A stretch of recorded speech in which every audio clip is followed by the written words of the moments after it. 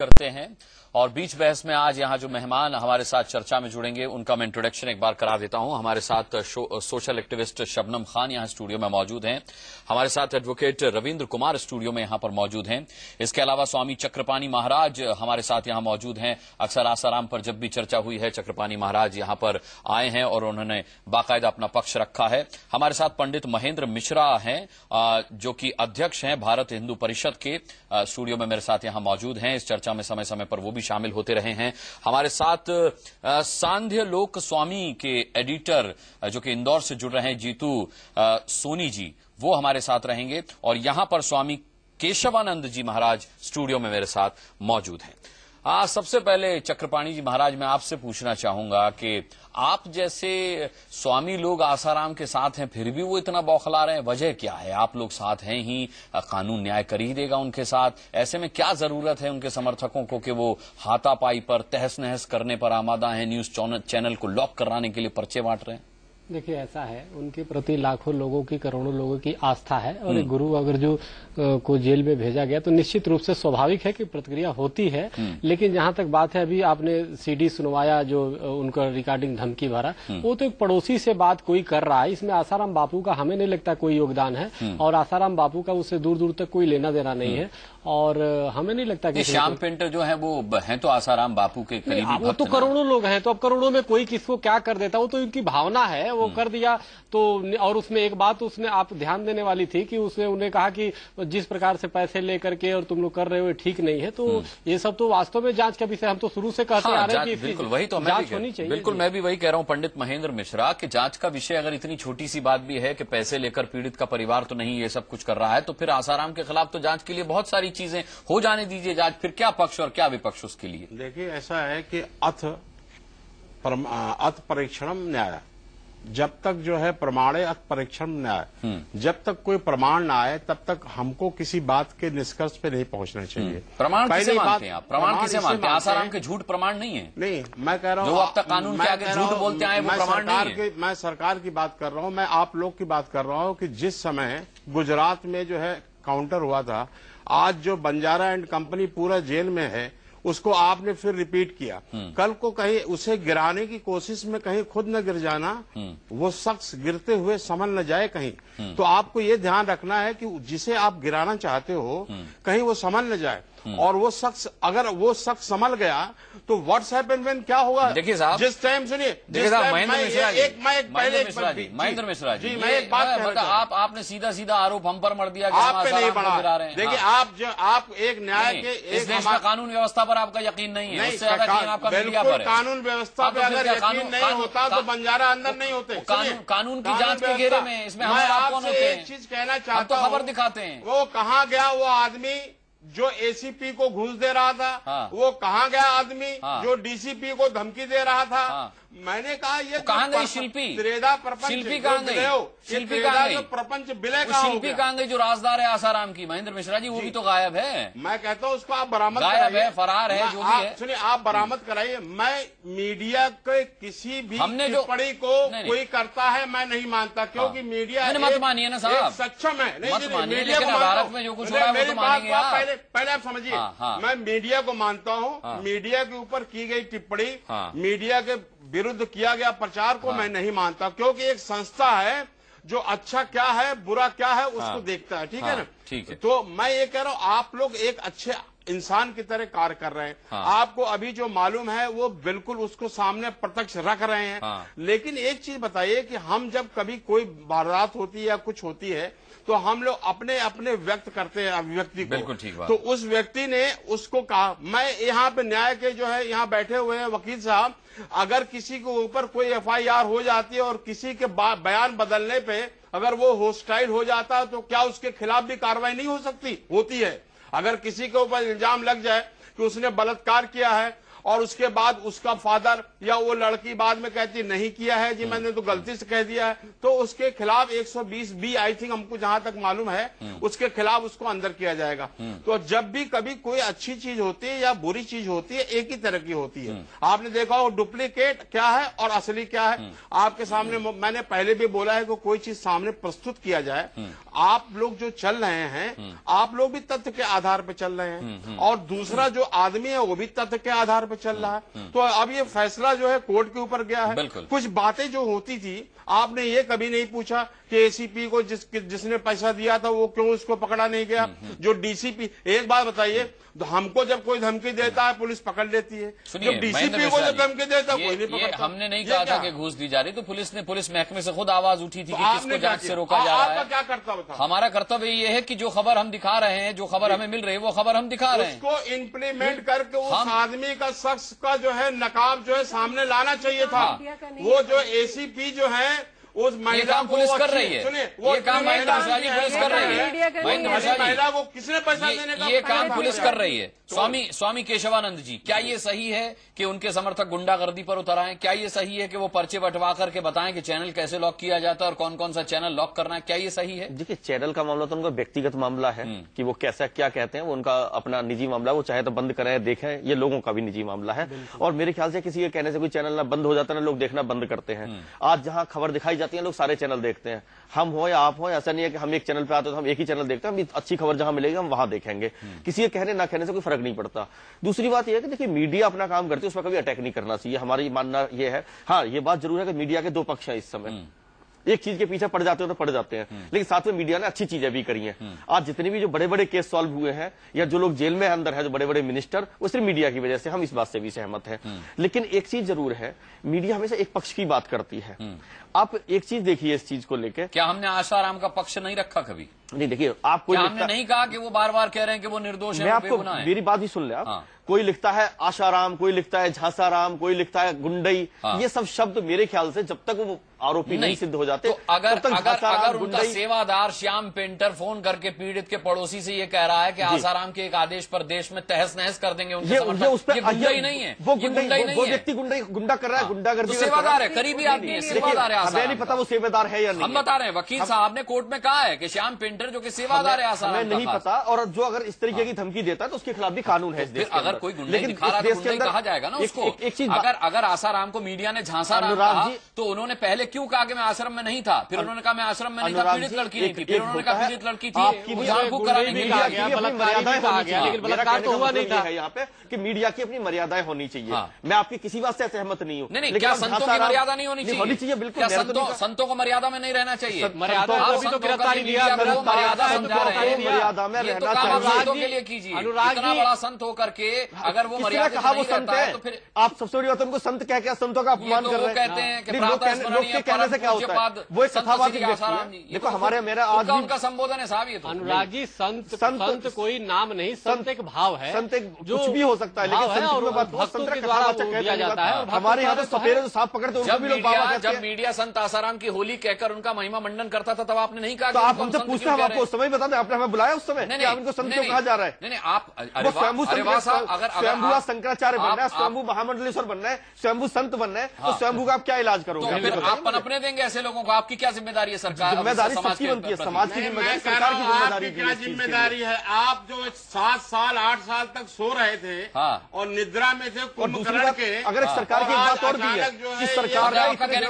आसाराम 7 साल से कर रहे थे, महेंद्र मिश्रा जी उसको ऐसा किया कि ऐसा कानून बन गया कि अगर किसी 7-8 साल महेंद्र मिश्रा जी कह रहे हैं, क्या आसाराम आपको जानकारी है? 7-8 साल से आसाराम इस तरीके का काम कर रहा है। जिस तरीके से अनुराग जी जिस तरीके से जब उन्होंने जमीन कब्जाई हमने खबर चलाई, जब उन्होंने अपने भक्तों को धमकाया, लात मारी, हमने बताया, हमने खबर चलाई। ये गलती किसकी है? सरकार की साठगांठ से चल रहा क्या जिस तरीके से 4 करोड़ आदमी जिस व्यक्ति के फॉलोअर्स हैं, और ये बात हम नहीं, आपने भारत हिंदू परिषद बनाई, आदमी जिस व्यक्ति के फॉलोअर्स हैं, और ये बात हम नहीं, आपने भारत हिंदू परिषद बनाई, आपके कितने फॉलोअर्स हैं? मैं कह रहा हूं मेरे पूरे हिंदुस्तान के पूरे 100 करोड़ फॉलोअर्स हैं हमारे। क्योंकि मैं हिंदू के लिए हूँ। आपने स्वयंभू अपनी संस्था बना ली, स्वयंभू आप उसके अध्यक्ष बन गए। आपकी जो ये कंपनी बनी है तो क्या बाहर के लोगों ने बनाई? नहीं, वो तो कानूनन बनी है साहब, वो तो कानून के मुताबिक बनी है। आप कैसे ठेकेदार बन गए हिंदुओं के? मौलिक अधिकार है, हर व्यक्ति को मौलिक अधिकार है वो अपना जो है ठेकेदार बनने का, ठेकेदार बनने का। फिर आसाराम ने ठेकेदार नहीं किया, फिर मैं किसी से एक पैसा चंदा नहीं लेता हूँ। मैं कोई जो है किसी आसाराम भी नहीं लेते थे। कौन? वो तो आसाराम भी चंदा नहीं लेते थे। वो लेते थे क्या? देखिए वो लेते थे क्या? अरे बता दीजिए। मैं उनकी बहस वहां पे हो रही। देखिए आप हमारे पर स्वयं पे जा रहे हैं। मैं आपको बता रहा हूँ, हिंदुस्तान में आप चले जाइए रजिस्ट्रार ऑफिस में देखिए कितने ज्यादा संस्थाएं बनी हुई है। ठीक है, कुछ काम करती हैं, कुछ नहीं करती हैं, और उसके आप सब संस्थाओं के पीछे आसाराम की संस्थाएं नहीं करती थी क्या? वो भी क्लेम करते हैं कि हमने भी बड़ी सरकार कर रही है। प्रमाण से भी तो आप बताइए, इतने बड़े बड़े जो बने आश्रम सामने है आप कि इतने सरकार के सोरी आज सारे आश्रम क्यों नजर आ रहे हैं? आश्रम जो है सामने मीडिया में रिपोर्ट देखने के बाद राज्य सरकारें जमीनें उनकी कब्जे में ले रही है। ये तो हम तो सरकार से पूछे साहब, जमीन अगर अवैध कब्जे से कब्जाई गई है तो वो सरकार वापस ले रही है। क्या वो मीडिया रिपोर्ट के आधार पर ले रही है? बोला था कि आप जो भी आसाराम का जितना भी जमीन है आपके अगर उन्होंने अवैध कब्जा किया तो आप उसको कब्जा उसके बाद तोड़ना चालू कर दिया। मैं ये कह रहा था, मैं उनको जो भी गलती हो रही है उसका जो है, मैंने आपको क्या बोला, जब तक जो है न्याय का परीक्षण नहीं हो जाए, वस्तु स्थिति का ठीक से मूल्यांकन नहीं हो जाए, आप किसी एक जगह पहुंच जाएंगे।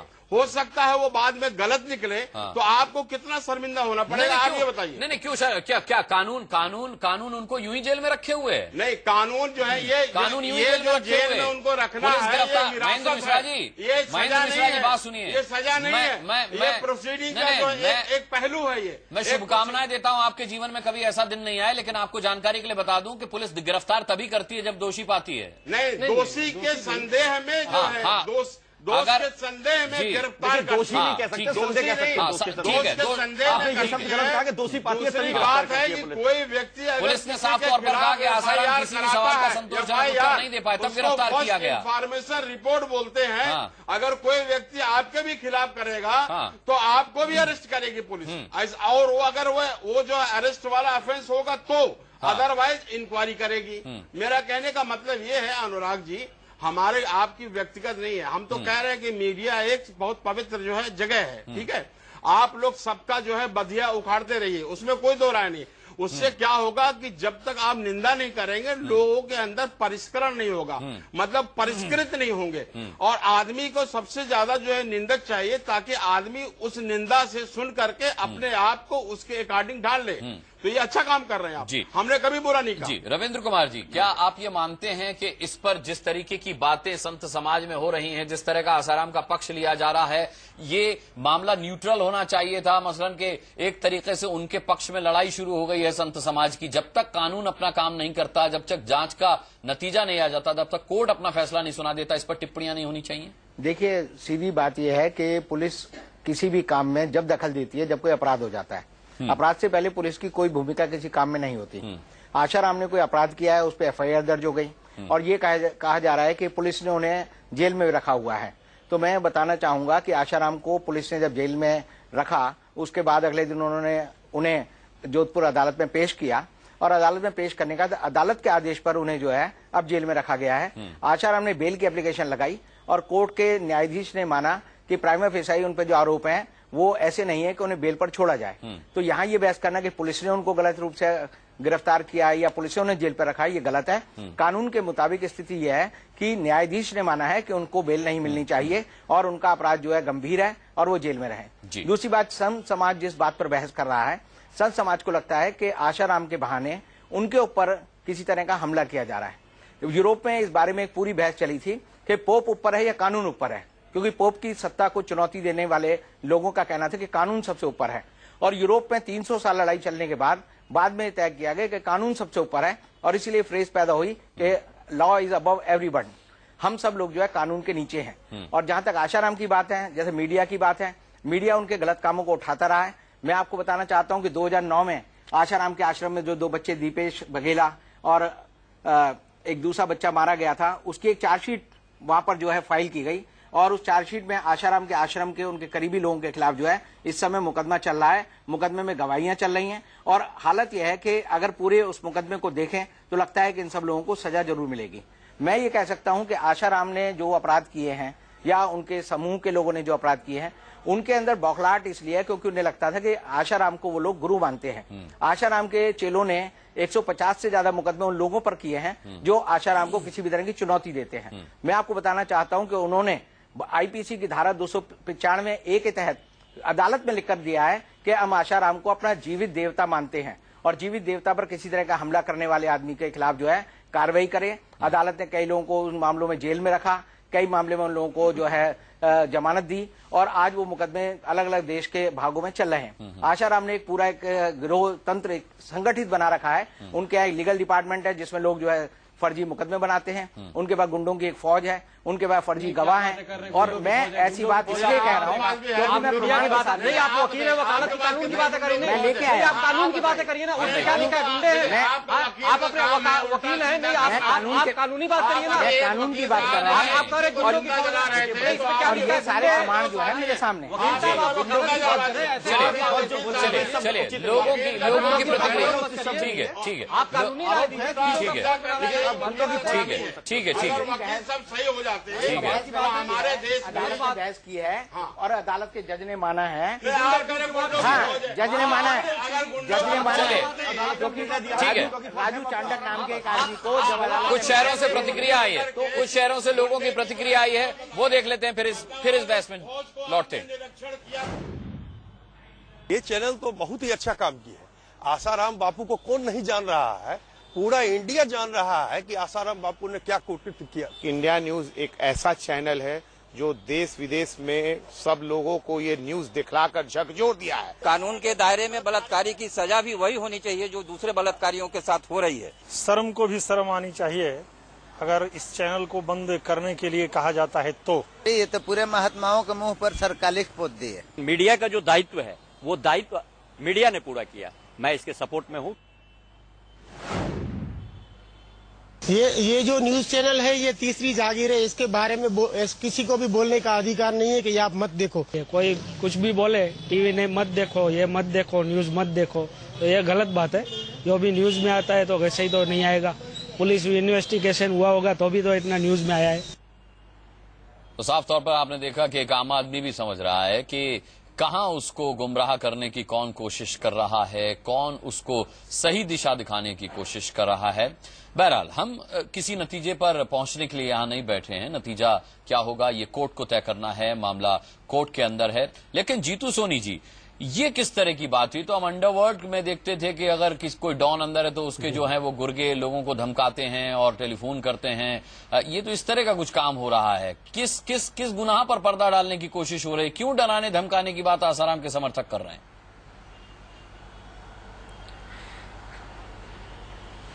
सबसे पहले तो मैं ये आपको स्पष्ट कर दूं कि आसाराम के मामले में जितनी भी ये सब बातें हो रही हैं, मामला उससे संबंधित है, वो अदालत में है जी। वो अपनी जगह पे है और वो सब अदालत को तय करना है। उसके अलावा आज जितनी भी बहस का जो मुद्दा है, इसमें जो लोग बहस कर रहे हैं वो क्या वाकई आसाराम से बिल्कुल वाकिफ हैं क्या?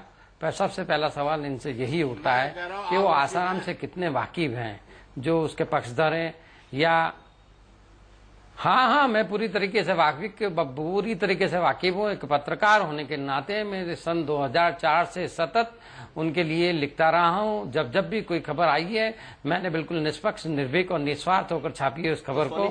और आज इसीलिए मैं बातें कर रहा हूँ, मैं इतना वाकिफ हूँ। ये सोनी जी आपको ये भी पता होगा। नहीं बापू आपके लिए हो सकते हैं। ना मेरे लिए कोई बापू नहीं है वो।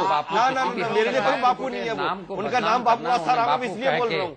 मेरे कोई नाम को कलंकित करना है, ये बापू महात्मा गांधी जैसी शख्सियत के नाम पे जोड़ा गया है। बापू ना जीतू जी ऐसे पार्टियां हैं जो ओसामा को ओसामा जी कहते हैं। आपको आसाराम जी को आसाराम जी कहने में शर्म आ रही है? यहाँ पे पार्टियां ऐसी कि ओसामा जी कहते हैं। नए बात ओसामा जी की आपको एक आपको कैसे पता चला चक्रपाणी जी? ओसामा जी क्यों नहीं करे आप? महेंद्र मिश्रा अभी यासीन भटकल के ऊपर किसी कौन सी राजनीतिक पार्टी ओसामा जी कहती है, ये भी तो मीडिया के जरिए पता चला ना आपको। हाँ, तो मीडिया को धन्यवाद हम देंगे ही। और क्या, ठीक है, पहले ही हमारे मित्रों ने पहले ही पहले उनका पक्ष पूरा सुन लीजिए। जीतू सोनी जी का पक्ष आप पूरी तरह से अपना मत जाहिर कर सकते हैं। क्या चिल्ला चोट कर रहे हैं आप? बात करने का किसी को मौका ही नहीं देना चाहते हैं। बस इस तरीके से दबाव बना रहे हैं। मतलब ये प्रेशर टैक्टिक्स कब तक चलती रहेगी?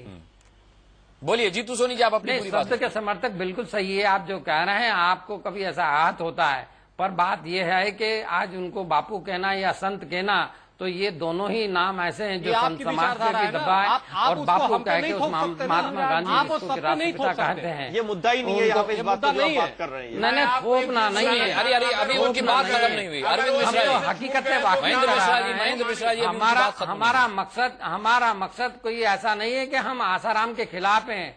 हम मीडिया जो भी बात कर रहे हैं वो आसाराम संस्कृति के खिलाफ बात कर रहे हैं। हमारा जो धर्म है वो ये है कि इसमें कि जो बेनकाब करें ऐसे लोगों को जो धर्म के नाम पे या किसी और भी किसी ऐसे करप्शन करते हैं या जो भी बातें आती हैं जो गैर कानूनी हद में आती है उनको हम उजागर करें। और ये बखूबी मीडिया इस रोल को निभा रहा है। यही वजह है कि आज आसाराम जेल की सलाखों के पीछे मिडिया ने अपना धर्म ईमानदारी से नहीं निभाया होता तो ये आसाराम आज जेल में कभी नहीं दिखाई देते।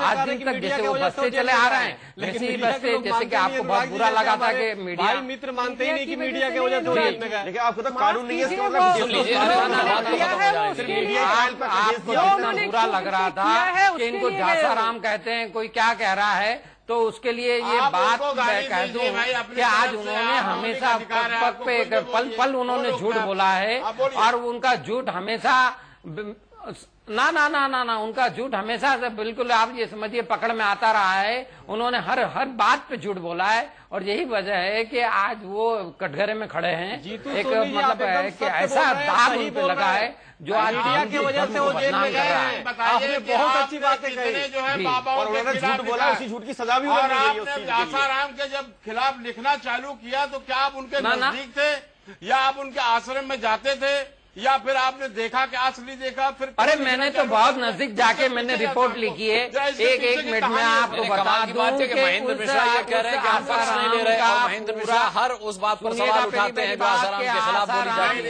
जो सरकारी क्षेत्र रहा है वो अहमदाबाद के बाद यदि कहीं रहा तो वो इंदौर एक ऐसा शहर था जहां से कि वो उन्होंने एक अपना विशाल साम्राज्य खड़ा किया, उन्होंने अपना जाल फैलाया। इंदौर एक ऐसा शहर रहा है। साम्राज्य से मैंने उनको साम्राज्य के बारे में तो हम बता देते हैं। चले साम्राज्य के बारे में हम बता देते हैं। शबनम जी आता हूँ आपके पास। शबनम जी के पास भी और अखिलेश तिवारी आसाराम के भक्त हमारे साथ हैं, उनके पास भी हम जाएंगे। साम्राज्य की बात की तो मैं बता देता हूँ। आसाराम को अदालतों से सुनिए 2 अदालतों से बड़ा झटका लगा आसाराम को। निचली अदालत ने उनकी न्यायिक हिरासत 14 दिन के लिए बढ़ाते हुए 30 सितंबर तक उन्हें जेल में रहने का हुक्म सुना दिया है। वहीं हाईकोर्ट में भी जमानत पर सुनवाई 18 सितंबर तक के लिए टल गई है। हाईकोर्ट ने कहा कि पीड़ित पक्ष की दलील सुनने के बाद ही कोई फैसला लिया जाएगा।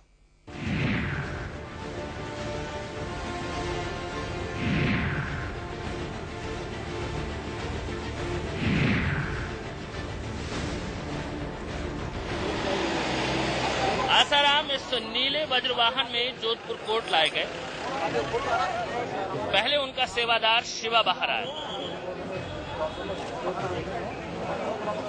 कुछ देर बाद लाल टोपी पहने आसाराम नजर आए। दरवाजे से ही चारों तरफ नजर दौड़ाई और फिर संभलते संभलते वज्रवाहन की सीढ़ियों से उतरे। इस दौरान किसी भी पुलिस वाले ने आसाराम की मदद नहीं की। फिर सीधा तन कर अपनी शर्मिंदगी को दरकिनार कर आसाराम आगे बढ़े। कोर्ट के बाहर लोगों ने हरिओम हरिओम कहकर आसाराम पर तंज भी किया।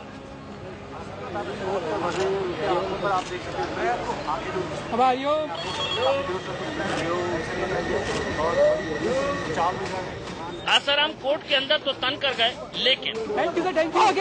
लेकिन कुछ देर बाद बाहर निकले तो चेहरा लटका हुआ था, शरीर ढीला पड़ गया था। दरअसल जज साहब ने 14 दिन और जेल में काटने का आदेश दिया था। आज आसाराम अभियुक्त जो है उसको कोर्ट के अंदर पेश किया गया, जो कि अब उसकी अगली सुनवाई 30 तारीख तक 14 दिन और जेल में काटने का आदेश दिया था।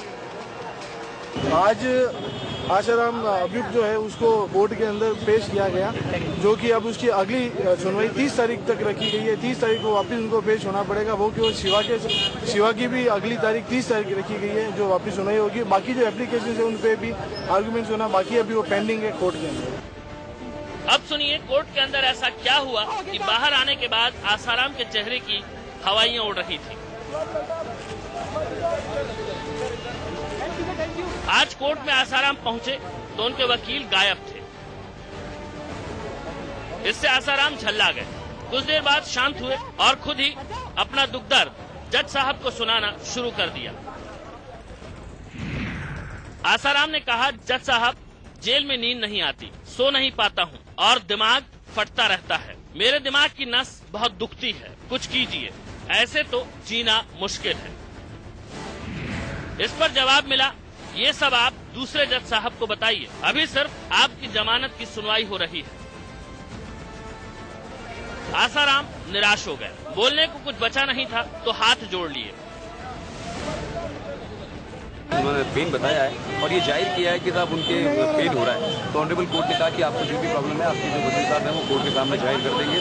क्योंकि उनके वकील साहब अभी कोई कारणवश कोर्ट में नहीं थे तो थोड़ा सा वो मायूस हुए, लेकिन बाद में उन्होंने ऑनरेबल कोर्ट को हाथ जोड़ा और कोर्ट ने जो साइन करवाए थे कि ये आपकी प्रेजेंस के हस्ताक्षर इस पर कीजिए। दरअसल आसाराम ने कोर्ट के सामने कई चीजों की मांग कर रखी है।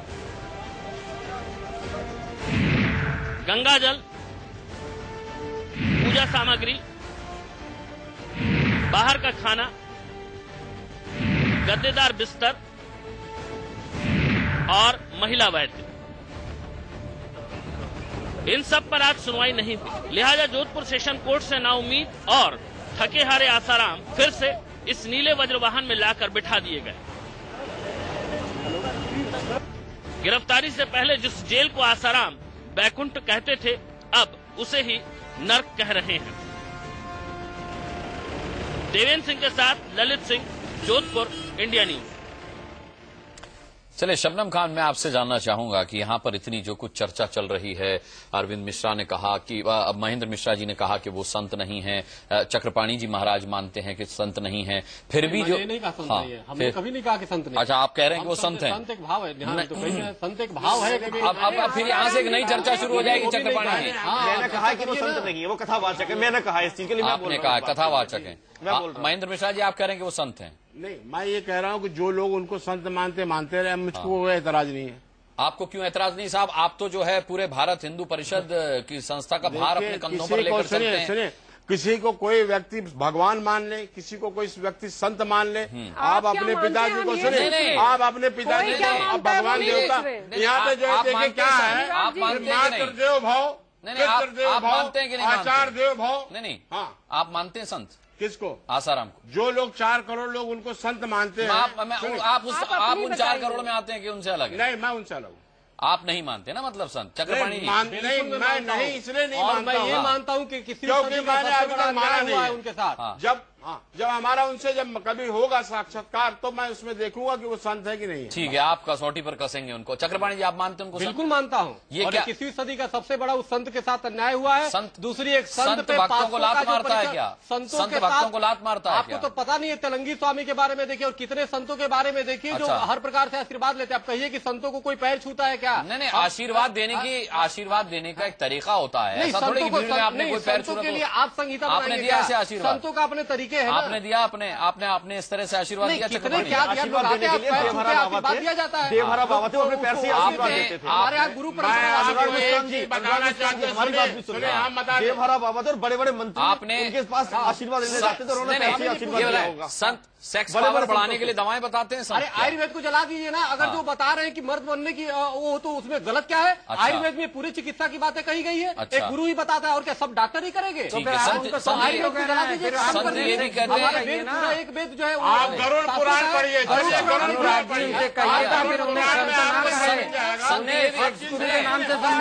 मैं आपसे बात महेंद्र मिश्रा जी आता चक्रपाणी जी, क्या संत ये भी कहते हैं कि यमराज मेरे पंडाल के बाहर ही रहते हैं, अंदर आने में उनके हाथ पैर कांपते हैं? देखिए ऐसा है, भक्तों को निर्भीक करने के लिए बहुत कुछ बताने पड़ते हैं, वो करने पड़ते हैं। आत्मविश्वास देने के लिए जैसे सेना की प्रशिक्षण होता है तो उसमें वीरता की बातें बताई जाती है। यानी अब स्कूल कॉलेज जाना छोड़ दिया है, अब आसाराम जैसे संत की शरण में आ जाएं, अब स्कूल कॉलेज जाना छोड़ दें। आत्मविश्वास के लिए लाखों लड़कियों के विवाह करवाए उन्होंने, 25,000 तो देखा हमने, वो देखा हमने नारायण साईं जो उनके बेटे उन्होंने कैसे विवाह करवा दिया, वो देखा हमने। हर गांव में रो रही लड़की आज, उसने नारायण साईं के खिलाफ कंप्लेन कराई है, यूपी बिहार में अगुआ शादियां कैसी कराते हमने देखा हो, जो विवाह कराता है। अरे इंदौर शहर का ही मुद्दा ले लें, अनुराग जी ने बताया कि इंदौर में जो लड़की है वाधवानी, सोनी जी कुछ कह रहे हैं, उसकी ही बात कर लें कि उसकी जो शादी करवाई है नारायण साईं ने उनके अनुयायी से,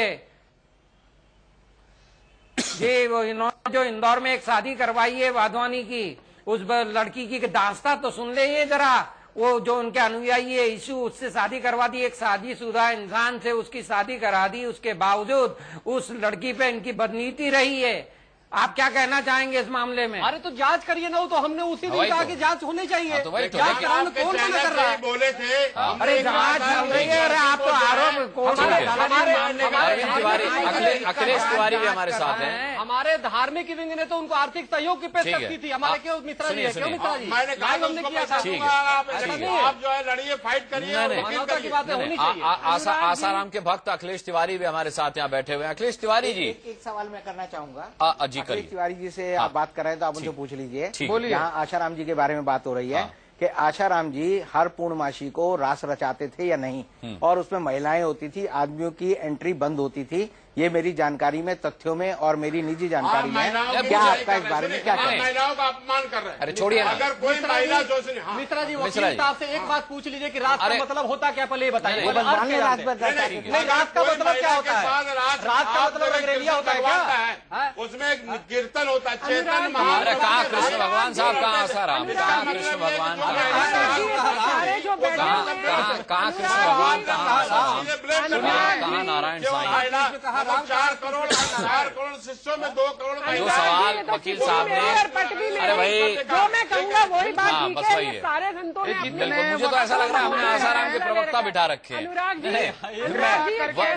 वकील साहब, हाँ बोलिए अखिलेश तिवारी, बोलिए अखिलेश तिवारी जी, आपसे सवाल पूछा है वकील साहब ने, रविंद्र कुमार जी ने। सीखिए अभी अधिवक्ता महोदय, आप इतने पढ़े लिखे व्यक्ति हो करके जिस प्रकार की शब्दावली बोल रहे हैं, पहले तो संशय की सुई आप पर जाती है। बहुत बढ़िया। आपने एक न्यायिक व्यवस्था का जानकार होते हुए व्यक्ति इस प्रकार का जो आधार विहीन आरोप लगा रहा है, उसकी जितनी निंदा होनी चाहिए वो कम है।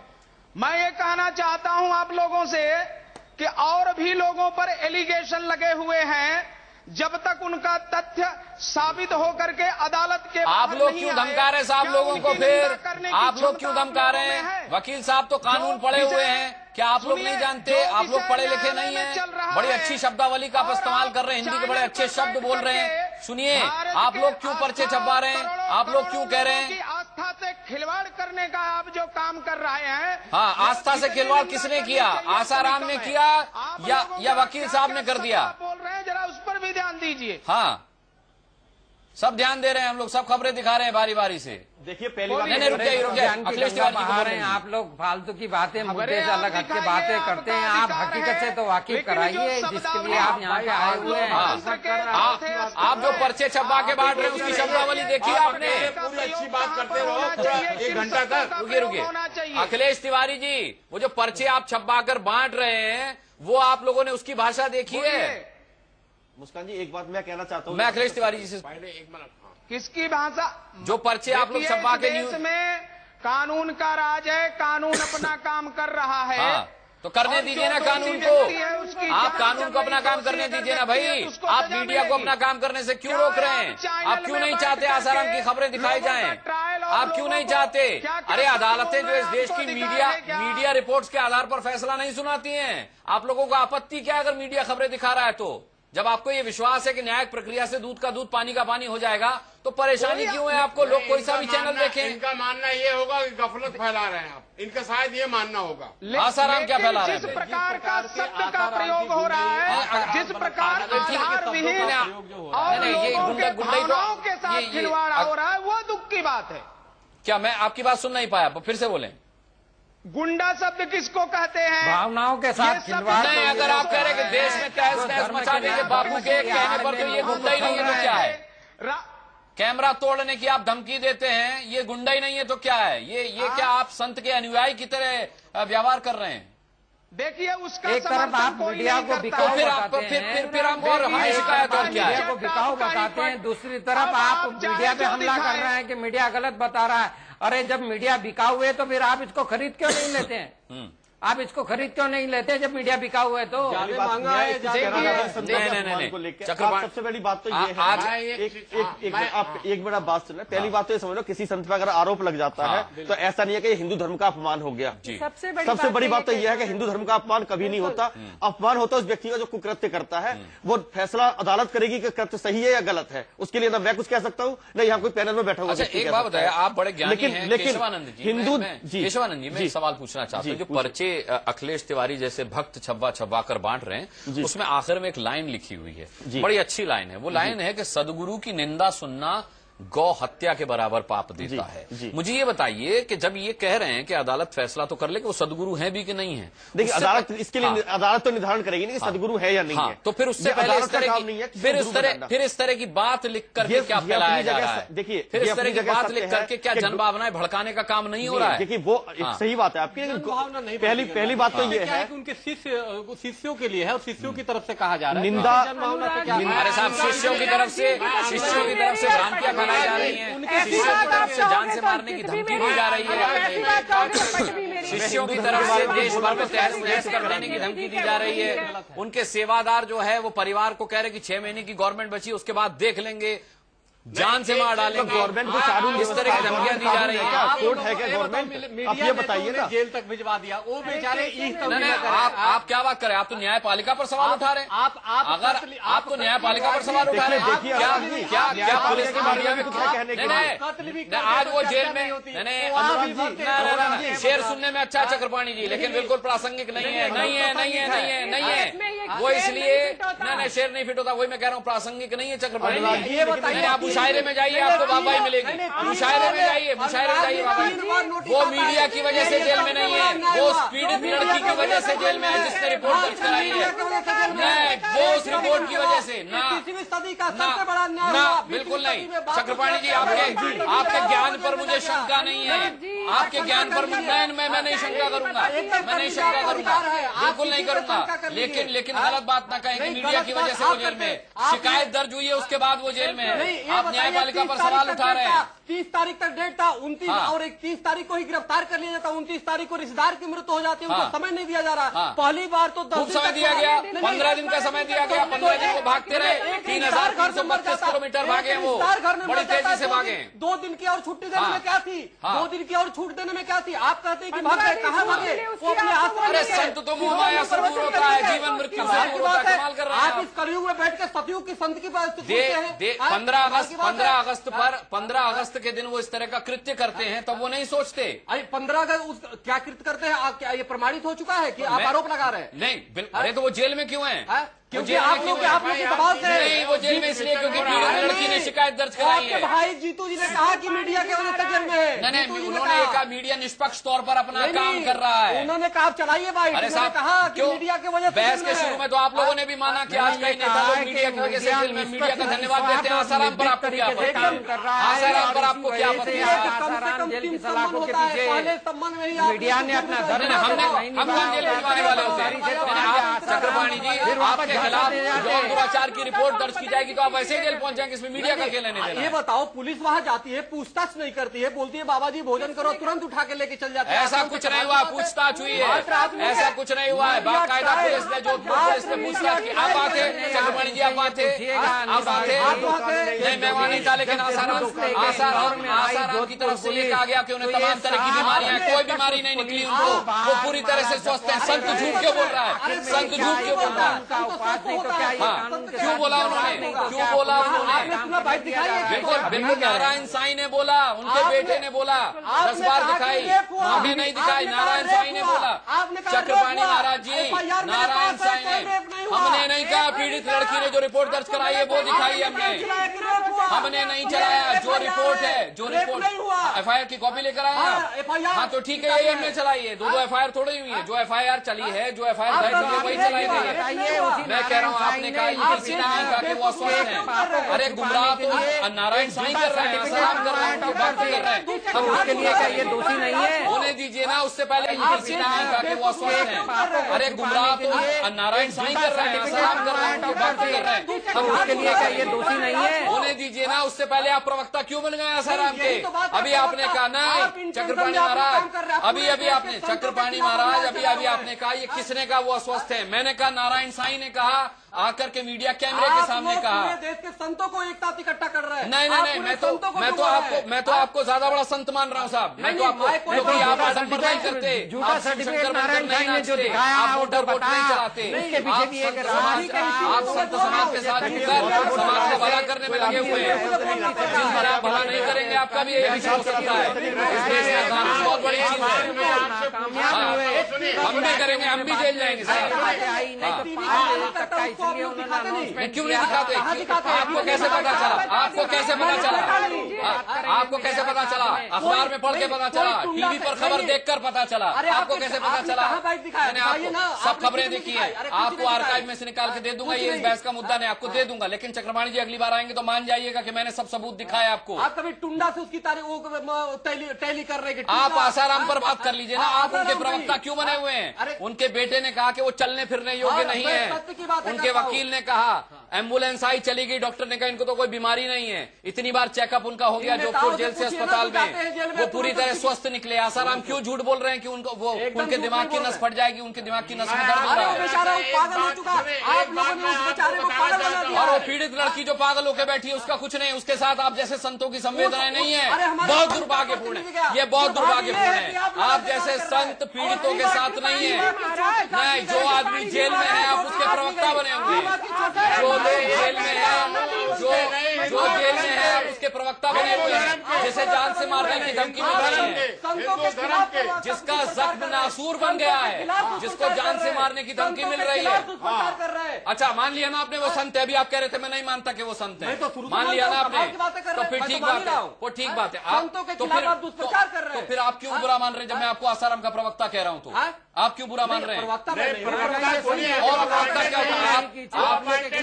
आपको प्रवक्ता से भी प्रवक्ता से अच्छा उत्तरदायित्व निभा रहे हैं। मैं पत्रकारिता कर रहा हूँ, मैं पत्रकारिता के नाम पर धोखा नहीं कर रहा। वो संत होने के नाम पर धोखा कर रहे हैं। रिपोर्ट दर्ज है, जेल के अंदर है। मैं साधुता कर रहा हूँ, मैं सत्य का साथ दे रहा हूँ। अरे आपने कहा आप सत्य का साथ दे रहे हैं। अभी अदालत ने नहीं साफ किया कि सत्य है या असत्य है। आपने सत्य साबित कर दिया। क्यों गुंडा कर रहे हैं? आप कैसे बलात्कारी कर रहे हैं? आपने बलात्कारी क्यों कहा? कब कहा? आप शुरू से कह रहे हैं कि वो बलात्कारी है। अरे गुंडे हैं, वो माफिया हैं, वो शराब बेच रहे हैं, वो साइकिल चोर रहे हैं, वो ब्लैकमेलर हैं, वो एक लोगों की खेलने वाला छिपा हुआ है, सफेद धवल निकला हुआ है। कैसा थाने से हो जाएगा क्या? जिसे संत नाम दे रहे हैं आप? ठीक है, सूझबूझ वाले व्यक्तियों आप सब लोग